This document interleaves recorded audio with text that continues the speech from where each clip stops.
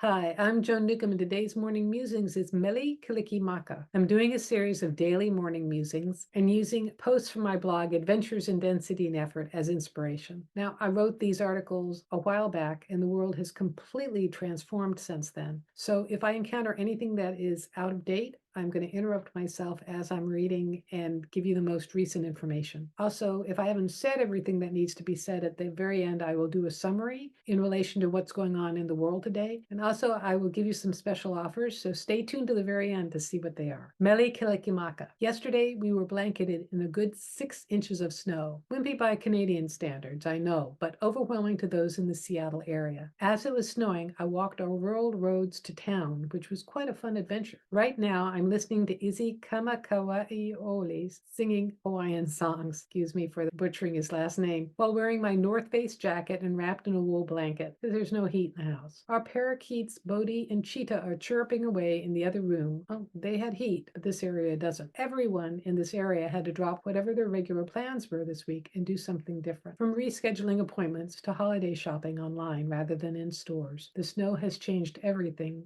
for everyone. It's obviously a divine intervention. Something external beyond one's control has stepped in and redirected the flow of events. This means something different to everyone. Maybe you were wanting some early vacation time. Maybe you were stressed out by the crowds and the universe is giving you the gift of hanging out at home. Maybe there's a lesson in letting go of control or releasing attachments to outcome. My husband is stranded off island in Bellevue at his mother's. My son's car spun out yesterday on the way to school, so he walked to his dad's. And I'm alone except for 2 birds, 2 rabbits, and 2 dogs. It could be a time for rest and reflection. It could be an opportunity to focus on myself for a change, or simply to practice acceptance of the things I cannot change. One thing I'm going to do is walk 2 miles to town again. I had a great conversation with my expanded self, my inner Obi-Wan, as I'm calling it at the moment, on the way, and looking forward to another one. So I invite you all to look at the bigger picture of your life in the moment, whatever weather or circumstances you're experiencing. You might navigate your way through things more easily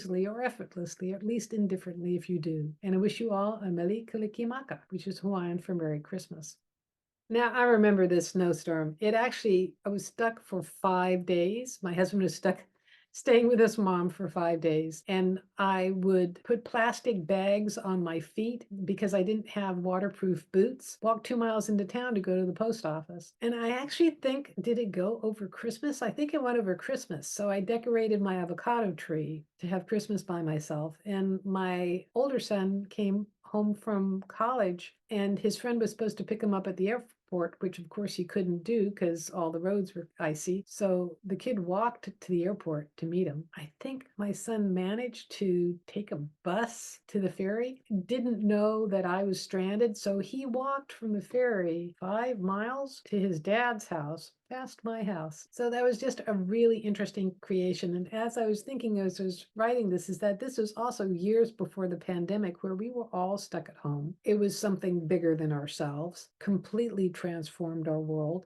The pandemic was a bigger thing than just the snowstorm. I mean, it was worldwide. It was like a world war, but on a biological level. And I think maybe the point I was really getting to in this Meli Kalikimaka was in acceptance of the things going on in the outer world that you have no control over. And I would also say it's a creation of you as consciousness. So however you respond to it and experience the change is really you, your expanded self, creating that reality. And it goes so much easier for yourself to just relax and accept. And sometimes when you do that, reality completely changes. So if you've had any experiences like this, please leave a comment below. I love reading your comments. If you want to have a free sample of one of my consciousness techniques, click on the link below for the skybox technique. It'll give you a bigger perspective of what's going on in your life. And if you want to know more, go to my website, joan-newcomb.com. I do individual sessions where I take a look at the essence of who you are and what's going on in your life today. I can answer any questions that you might have. And I also can help you make energetic transformations. And if you want to learn how to do this for yourself, go to my website, joan-newcomb.com, and sign up for my coaching special. It's tailor-made just for you. I work with you one-on-one and give you consciousness techniques so that you can transform your life. So go to my website, joan-newcomb.com, and I'll see you tomorrow in another Morning Musings.